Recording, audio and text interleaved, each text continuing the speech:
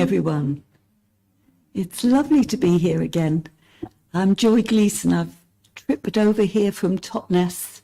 I brought my friend down in case nobody else turned up, but look at you all. It's lovely to see you all.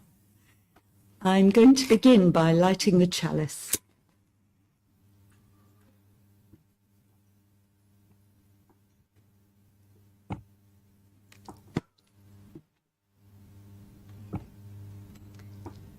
And as you know, we light the chalice to call in the sacredness of this space, but also because it's the tradition in Unitarian churches to do this. So as I light this chalice, I'm aware that people are doing this all over the world. Maybe not with the change of the hour exactly this time, but somehow, somewhere. And I'm remembering especially my dear friend Jennifer, who came here for a while, who's now the minister in Brighton, and also my friend Janine, who's the minister up in Scotland, in Edinburgh. So it's the light of this chalice that connects us here, connects us to the sacredness of this moment, connects us to all the people all over the world who are enjoying the sacredness of this moment. And especially today, Mothering Sunday.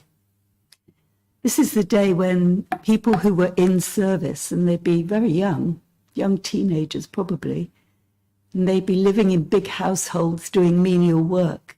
But on Mothering Sunday, they had the day off to go home and visit their mothers, taking a bunch of primroses or maybe a simnel cake. So today I'm going to raise the issue of happiness in this world, and that moment when they went home to their mums would, I think, have brought them much happiness. And yet I'm really aware that our thoughts go out today to those poor people in Myanmar, in Bangkok and the surrounding areas where there's been this dreadful earthquake. Our thoughts and prayers go out to them. And I know how difficult it is to find joy in this aching world. But here we are, looking for joy in this aching world.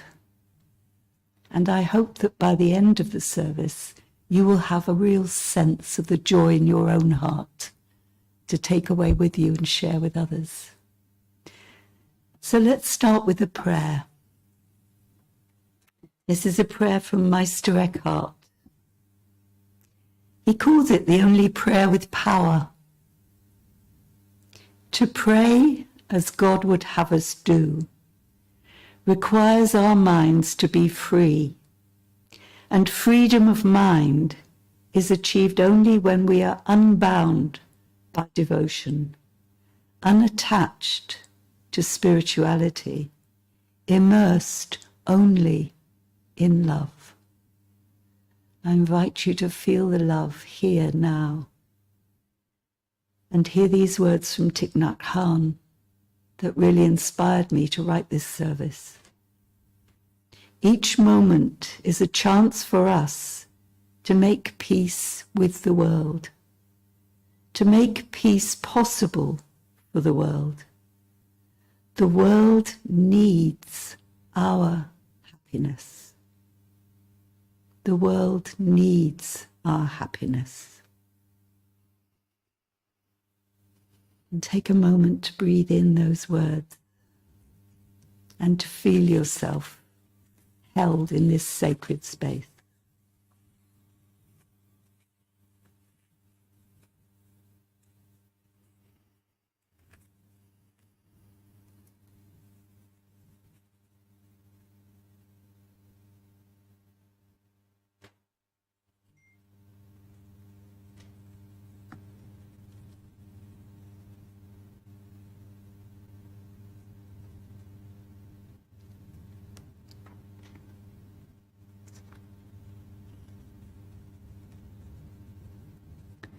And now as you open your eyes, I invite you to look at the altar, the beautiful flowers.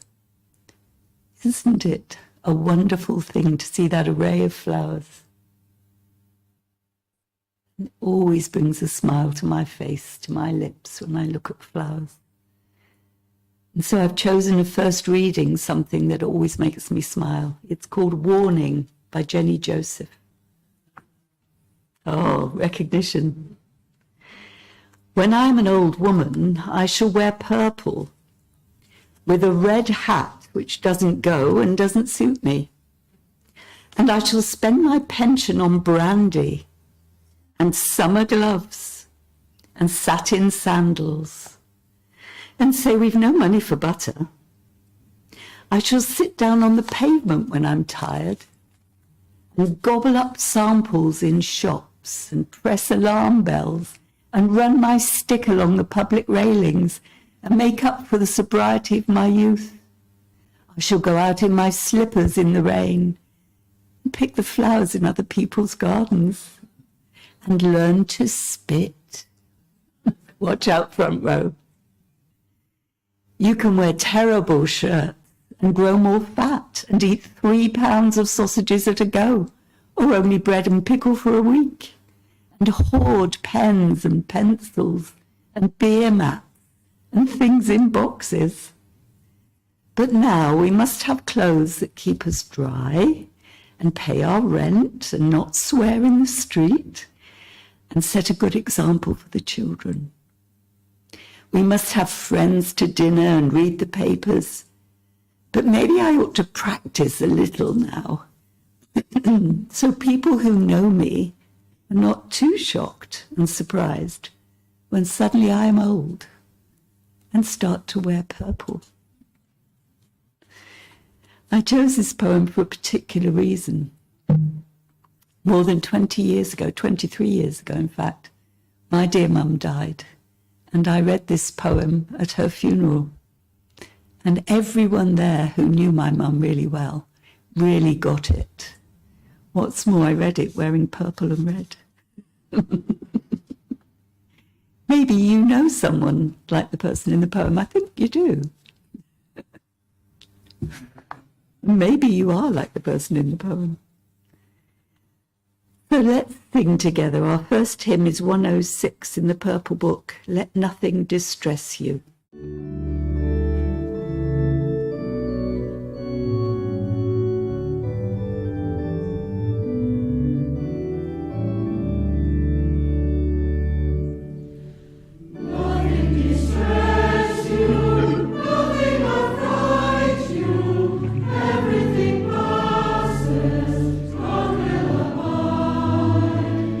Patient endeavor accomplishes all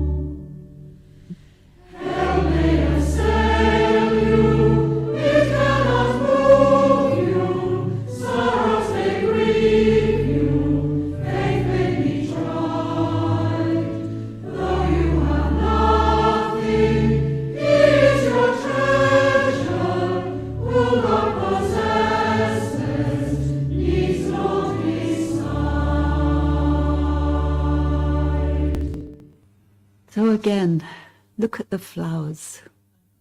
Breathe in the spring air. Feel the joy around us. And here's my second reading. You won't be surprised to hear it's from Mary Oliver. It's called Summer. Who made the world? Who made the swan and the black bear? Who made the grasshopper? This grasshopper, I mean, the one who has flung herself out of the grass, the one who is eating sugar out of my hand, who is moving her jaws back and forth instead of up and down, who is gazing around with her enormous and complicated eyes. Now she lifts her pale forearms and thoroughly washes her face. Now she snaps her wings open and floats away. I don't know exactly what a prayer is. I do know how to pay attention, how to fall down into the grass, how to kneel down in the grass, how to be idle and blessed, how to stroll through the fields, which is what I've been doing all day. Tell me, what else should I have done? Doesn't everything die at last and too soon? Tell me what it is you plan to do with your one wild and precious life. Let's say that again. Tell me what it is you plan to do with your one wild and precious life. And looking around, I'm so grateful you decided to spend this morning here, or some of this morning here, and to change your clock so that you got here at the right time. Thank you so much. I'm going to invite you now into some quiet time. Not exactly a prayer, but some quiet time. So take a breath, and as you breathe in, know that you're breathing in the same air that everyone is breathing in this moment. And as you breathe out, know that you can let go of anything that doesn't serve you here and now. Just let it go. And the joy of it is, as we breathe out, the trees and the shrubs take up our breath and they transform it into oxygen for us. So when we pay attention to breathing, it is like a prayer. We know that we're part of the miracle of life, part of the circle of life. And in your mind's eye, I'd like to take you into a garden. It's a garden in Totnes, where I live. And I want you to imagine kneeling on a kneeler, you know, one of those soft, cushiony kneelers, and fighting with a weed, which we all know is actually a flower in the wrong place. Struggling with it, tugging at it to get it out, to put it in another place. And wondering, why am I doing this? It's such hard work. And then all of a sudden, I feel a presence.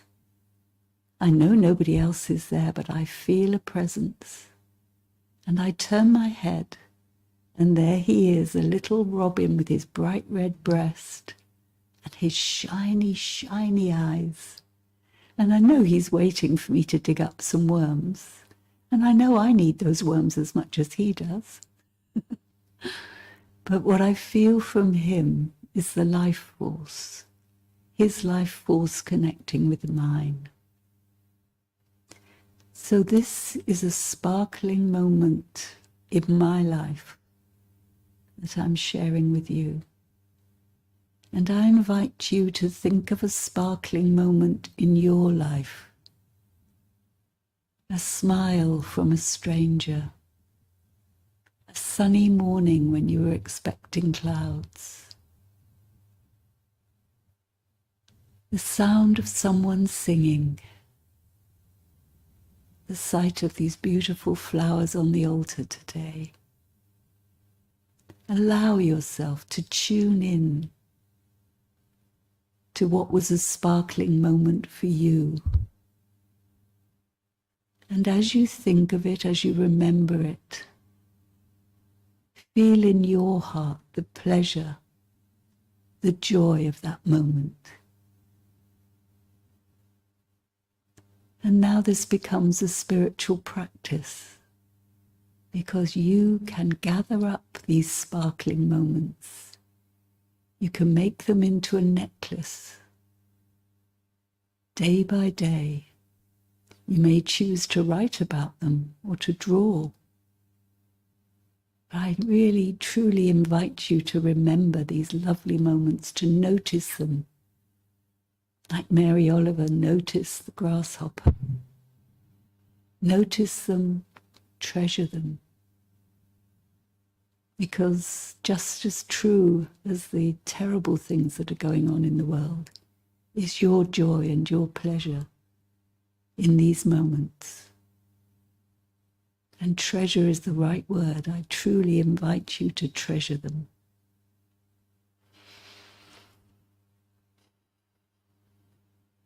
And William Blake said, "He who kisses the joy as it flies lives in eternity's sunrise." May that be true for you. May you kiss the joy as it flies. Keep it in your heart so you live in eternity's sunrise.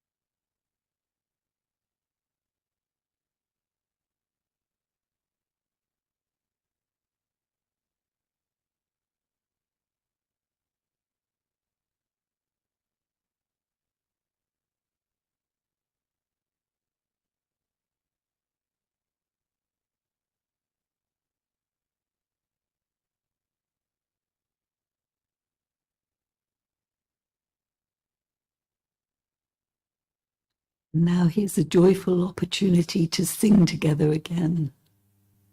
This time it's number 128. Our world is one world.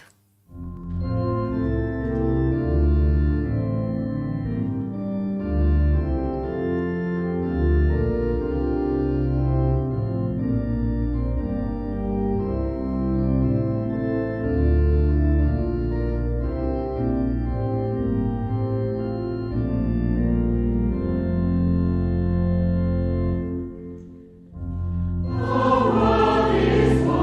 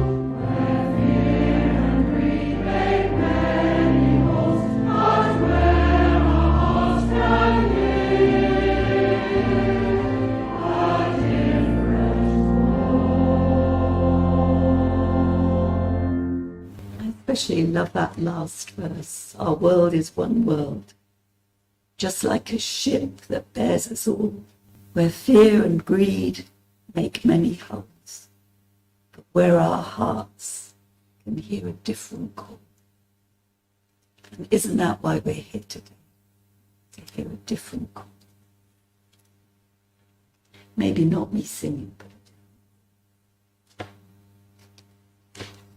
so let's once more go into a quiet space.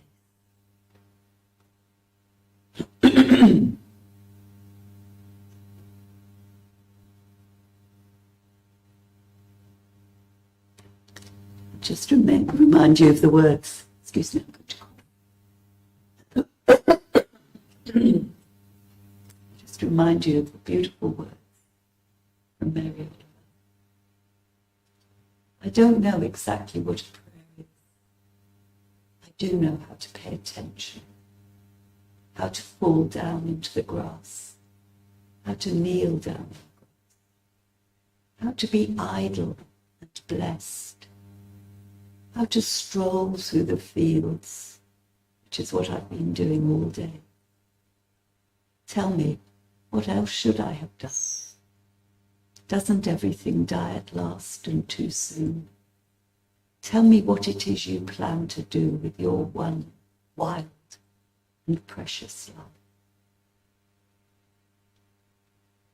So I've brought along a prayer from the Christian tradition by Janet Morley. It's called Joy Beyond Measure.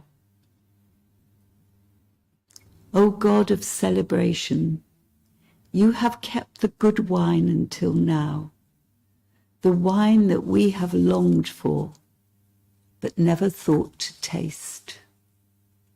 Take the tap water of our lives, our struggle and our dullness, and with your grace make strong and joyful all that our hearts contain through love. And now in this quiet and sacred space, let's take a moment to call in all those we know who are lonely or ill, suffering in any way, especially the people suffering from those terrible earthquakes, and the people who are anxious because of the politics of the world, and the mothers,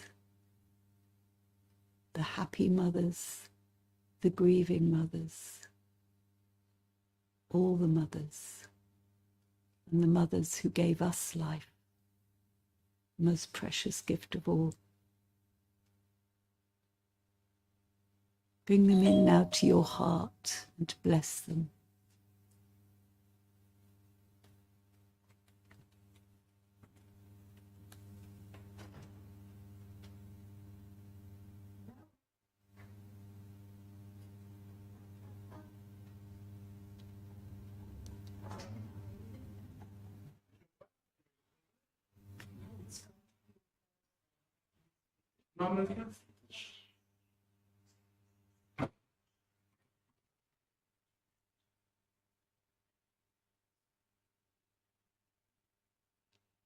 And here's the prayer that Jesus taught, was said to have taught.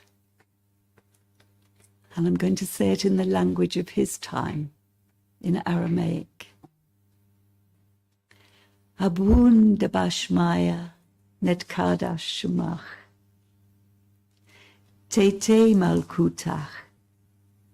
Nehwe sivyano akana debashmaya af ba'a. Havlan lachman desunkanan yamana. Woshbuklan haubein waktahein. Aikana davkanan. Shvag lachayavein. Wela tachlan lenesuna. Ela patsan minbisha. Metul de laki. Malkuta. Wachela wateshbuchta. La'alam. Almin. Amen. And the translation, Heavenly Source, you who are everywhere, blessed be your holy vibration. Kindle in us the fire of your love, here and now and forevermore. Open our hearts to the power of compassion and free us from the fetters with which we bind ourselves and each other. Lead us out of temptation. Let us repose in the higher self so we can be nearer to you. Forgive us and let us forgive until our actions are at one with your holy moment. May it be so. Amen.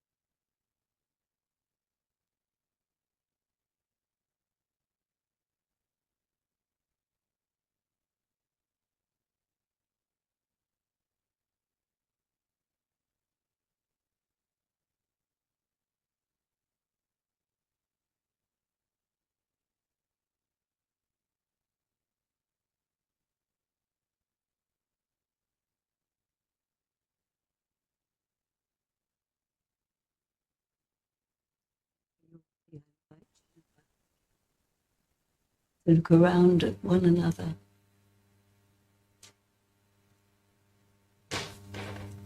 And to feel the joy of being in companionship here and now, in this precious moment. What a beautiful moment we shared. Was that a son coming to bring his mother some flowers? Was it? What a lovely, lovely and timely thing. Thank you for letting us witness that. Thank him for letting us witness that. Oh, it's beautiful. It's so beautiful and so real.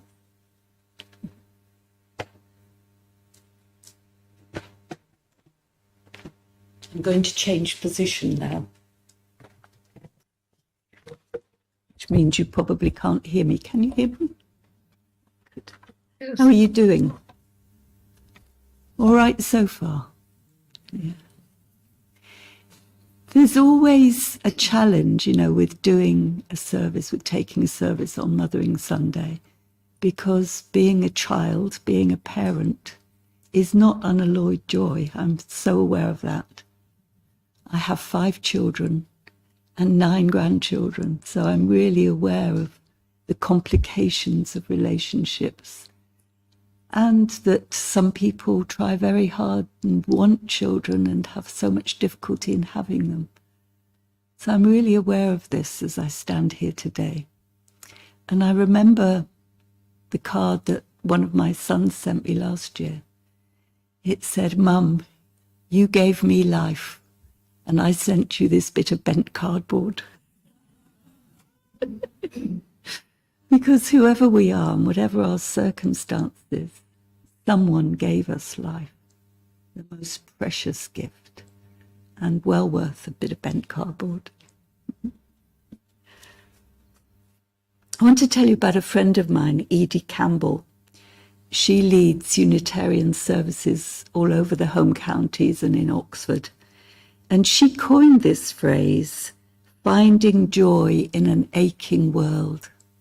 And she's particularly well known for her Holocaust Memorial Day services, because her family have very strong connections to the Holocaust. So finding joy in an aching world, isn't that a beautiful phrase? And I thought I would bring it here, because our world is aching, isn't it? And the pain of warfare, greed, anger, hunger, the poverty that successive governments fail to get a grip on, and the natural disasters that are happening all around us. And yet the wonderful words of that Vietnamese monk, Thich Nhat Hanh, ring out for me, even so many years after his death.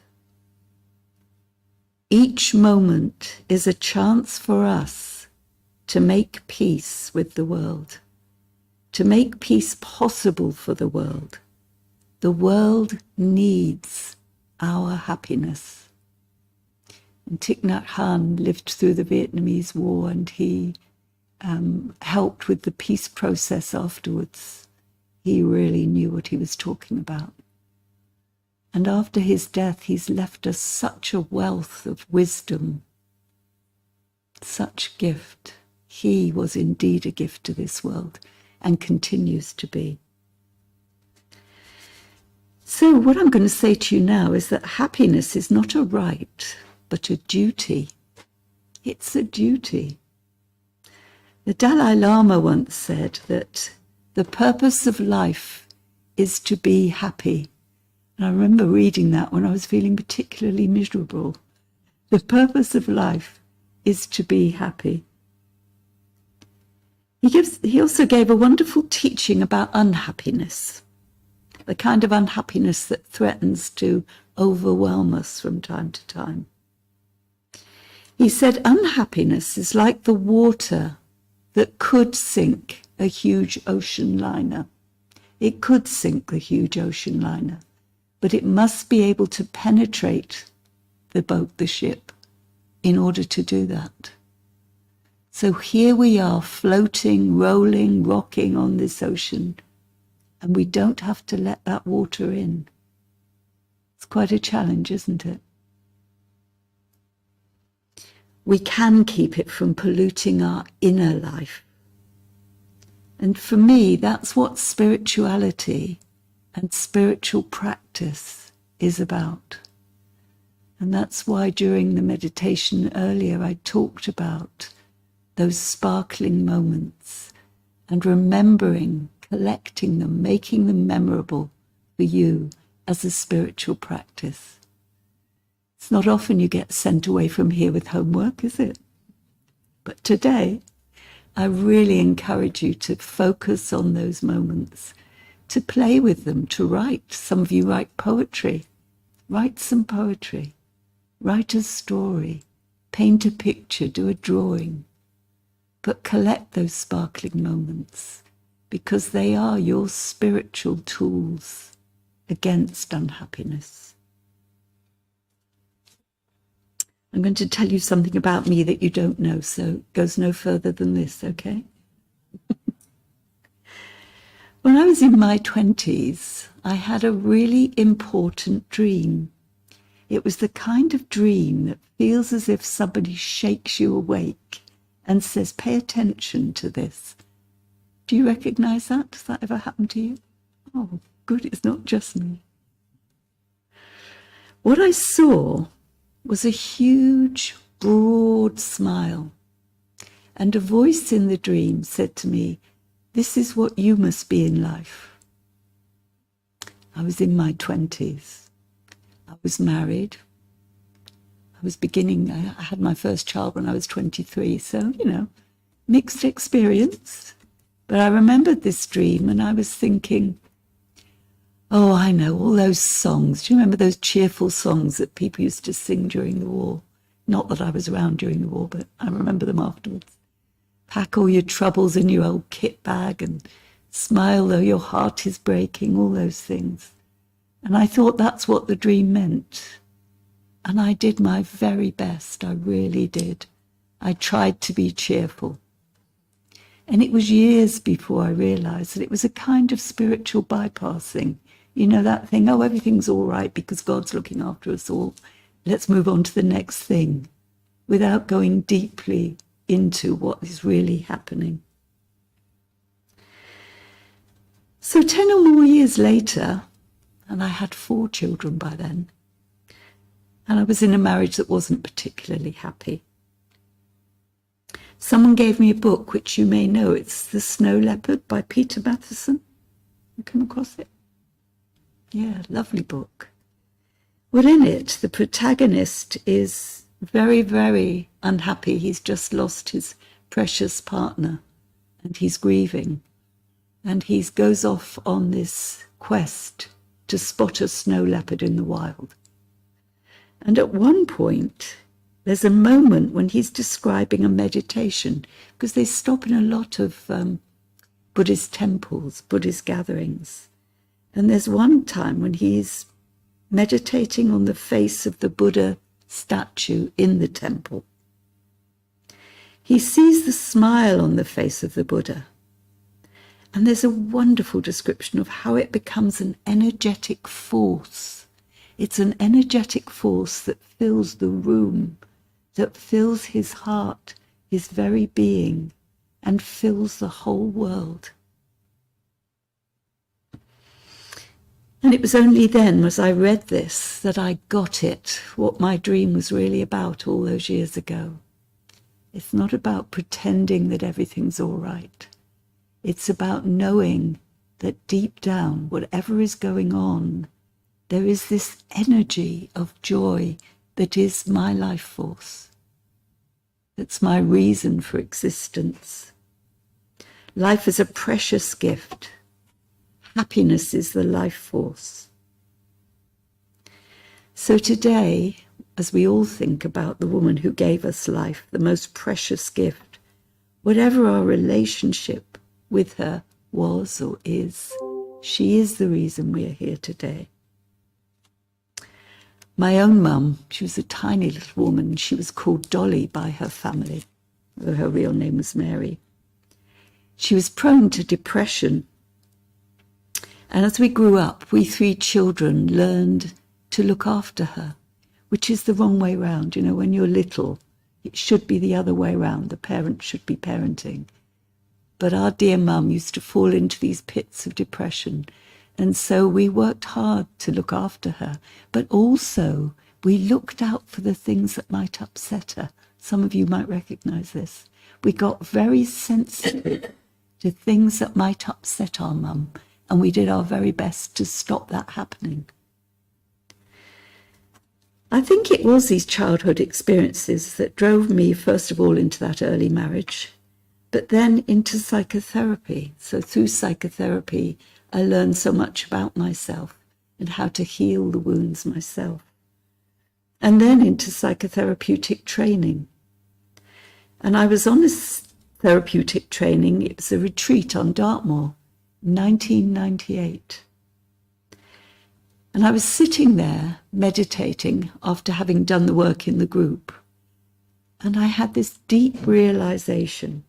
It went right through me that I was carrying my mum's sadness and it was blocking my own happiness. I could be joyful in my own heart and in my own life. The possibility of joy was there for me. Shame I had to wait till I was in my 40s to realize it. What a gift that I did. I made the decision then to call myself Joy. I wanted to become joy, to take the name I've enjoyed ever since. I've enjoyed it. I've embodied it. I am joy. And I live the name, even in times of sadness, even in times of loss. Joy still lives in me and gives me the power to live my life, gives me the energy to live my life. We spoke earlier about that necklace of sparkling moments. And you know, I can remember so many jewels from my darling mum, particularly the way she giggled as soon as she arrived in the house. You'd hear her. I'd be upstairs, I'd hear somebody open the door, and in would come this giggle. And then she'd rush off and play with the children. She had a childlike, innocent joy in her own heart. And you know, it was catching. So I hope you'll make space in your lives for the treasure that is your sparkling necklace, and that you'll enjoy sharing its flashes of brilliance in your world. Now this year, I've brought with me a card I got from my daughter this morning. And it's a lesson we all need to learn. Beautiful card, isn't it? A dedicated mum is one that helps her kids look for their chocolate that she ate last night. And in the side, she's written lots of nice things, but I'm going to share this with you. I like to think I learnt from the best. That's my darling daughter, who's mother to 3 children, incredibly active and challenging children. And what a joy they all are. So once again, thank you for inviting me here today and listening while I tell you my life story. And remember, secrets.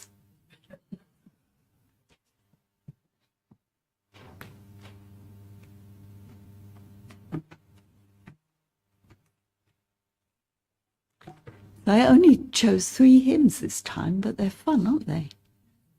So here's the third one. Hymn number 102, May the Road. And it comes from an Irish poem, prayer, especially for my friend Anne, who also comes from Ireland and brings me lots of joy.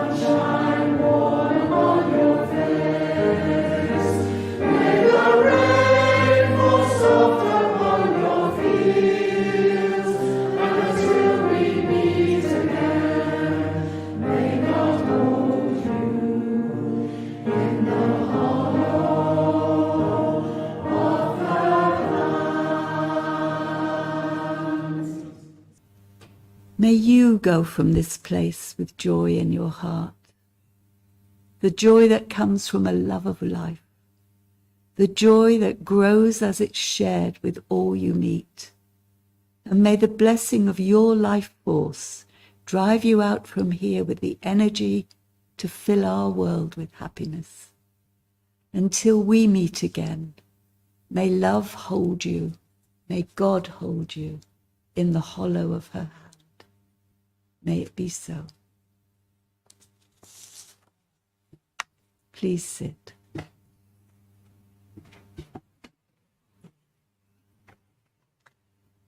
I'm going to blow the chalice out before the notices, and I'm going to send the light out to the aching world around us. Is that okay? Yeah?